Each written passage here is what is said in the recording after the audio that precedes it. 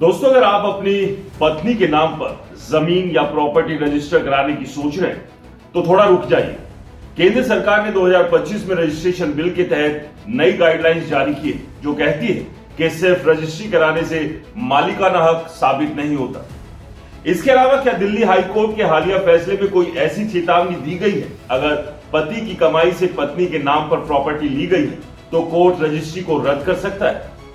इसके अलावा क्या ये टैक्स बचाने वालों के लिए मुसीबत बन सकता है? दोस्तों, इस मामले की पूरी सच्चाई और सही जानकारी को जानने के लिए इस वीडियो को अंत तक जरूर देखें और अगर वीडियो पसंद आए तो लाइक करें, ज्यादा से ज्यादा शेयर करें और हाँ, हमारे चैनल को फॉलो और सब्सक्राइब करना ना भूलें। नमस्कार, मेरा नाम है राजकीय वर्मा और आप देख रहे हैं रिपोर्टर जी। सबसे पहले तो ये अफवाहें सोशल मीडिया पर फैली हुई है कि पत्नी के नाम पर जमीन लेना पूरी तरह बंद हो गया है, लेकिन सच्चाई ये है कि सरकार ने ऐसा कोई बैन नहीं लगाया। उल्टा महिलाओं को प्रोत्साहित करने के लिए कई स्टेट स्टैंप ड्यूटी में 1 से 3% की छूट दे रहे हैं। उदाहरण के लिए महाराष्ट्र में महिलाओं के नाम पर रजिस्ट्री पर 1% कम ड्यूटी लगती है, जबकि हरियाणा, पंजाब और दिल्ली में भी 2 से 3% की रियायत है। 2025 के नए नियमों के मुताबिक रजिस्ट्रेशन एक्ट 1908 की धारा 17 के तहत 100 रुपए से ज्यादा वैल्यू वाली प्रॉपर्टी रजिस्टर कराना जरूरी है और ये महिलाओं के लिए भी लागू है। लेकिन अब सोर्स चेकिंग सख्त हो गई है। अब बात करते हैं इनकम क्लबिंग की।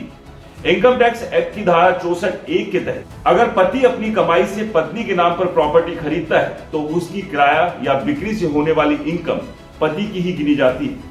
ICAI ने बजट 2025 में सिफारिश की है कि इस क्लबिंग प्रोविजन को हटाया जाए ताकि महिलाओं को असली मालिकाना हक मिले।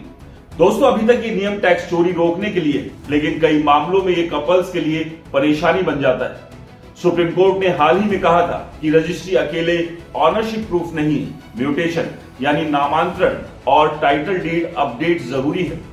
नए नियमों के सबसे बड़ा बदलाव डिजिटल रजिस्ट्रेशन 1 जनवरी 2025 से पूरे देश में जमीन रजिस्ट्री ऑनलाइन हो गई। अब आधार कार्ड लिंकिंग अनिवार्य है, वीडियो रिकॉर्डिंग होगी जो सर्वर पर स्टोर रहेगी और ई स्टैंप का इस्तेमाल होगा। दोस्तों, ये सब धोखाधड़ी रोकने के लिए स्टेट रेवेन्यू डिपार्टमेंट के पोर्टल पर जाकर आवेदन करें, डॉक्यूमेंट्स अपलोड करें और फीस UPI से पेमेंट करें। लेकिन पत्नी के नाम पर रजिस्टर करते वक्त बैंक स्टेटमेंट, सैलरी स्लिप या ITR जैसे प्रूफ दिखाने पड़ेंगे कि पैसे का सोर्स वैध है या नहीं। अगर फर्जीवाड़ा पकड़ा गया तो रजिस्ट्री कैंसिल हो सकती है। फिर आता है म्यूटेशन का मुद्दा, जो 2025 के लैंड रजिस्ट्री रूल में मैंडेटरी हो गया है।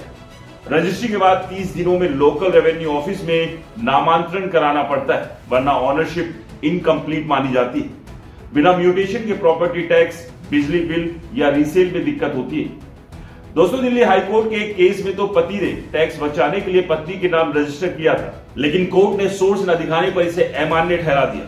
आंकड़ों के मुताबिक 2024 में 15% प्रॉपर्टी डिस्प्यूट इसी वजह से हुए थे।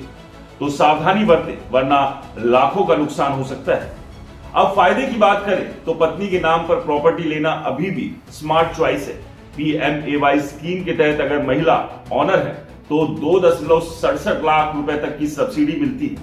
होम लोन पर भी महिलाओं को 0.05 से 0.10% कम ब्याज लगता है। प्लस अगर पति का बिजनेस फेल हो जाए तो क्रेडिटर्स प्रॉपर्टी पर दावा नहीं कर पाते, बशर्ते पत्नी गारंटर ना हो। 2025 के रूल्स में यूनिक प्रॉपर्टी ID सिस्टम आया जो ट्रैकिंग आसान बनाए, लेकिन याद रखें, गिफ्ट डीड से ट्रांसफर करें तो स्टैंप ड्यूटी सिर्फ 1 से 2% लगती है, जबकि सेल डीड में 5 से 7%। परेशानी तब आती है जब विवाद हो। सुप्रीम कोर्ट के 2025 के फैसले के मुताबिक पैतृक प्रॉपर्टी में बेटी को बराबर का हक है, लेकिन पत्नी के नाम पर ली गई प्रॉपर्टी अगर पति की कमाई से है तो क्लबिंग लागू होती है। दोस्तों, बिहार जैसे राज्यों में फैमिली पार्टीशन के लिए सिर्फ 100 रुपए में रजिस्ट्री हो जाती है, जो सस्ता ऑप्शन है। लेकिन अगर आप टैक्स बचाने के चक्कर में हैं तो इनकम टैक्स डिपार्टमेंट नोटिस भेज सकता है। आंकड़े बताते हैं कि 2024 में 20,000 से ज्यादा ऐसे केस रजिस्टर हुए जहां फर्जी सोर्स दिखाने पर पेनल्टी लगी। अंत में दोस्तों, सलाह यह है कि वकील या प्रॉपर्टी एक्सपर्ट से कंसल्ट करें। रजिस्ट्रेशन बिल 2025 जून तक पब्लिक कमेंट्स के लिए खुला था और यह महिलाओं की एम्पावरमेंट को बढ़ावा देता है, लेकिन सावधानी ना बरती तो नोटिस आ सकता है। ट्रांसपेरेंसी ही असली फायदा होगा। अगर आपकी कोई स्टोरी है तो हमें कमेंट्स में शेयर करें। यह बदलाव सबके लिए। दोस्तों, एक बार फिर से अगर ये वीडियो आपको पसंद आया हो तो इसे ज्यादा से ज्यादा शेयर करें, लाइक करें और हमारे चैनल को फॉलो और सब्सक्राइब करना ना भूलें। नमस्कार।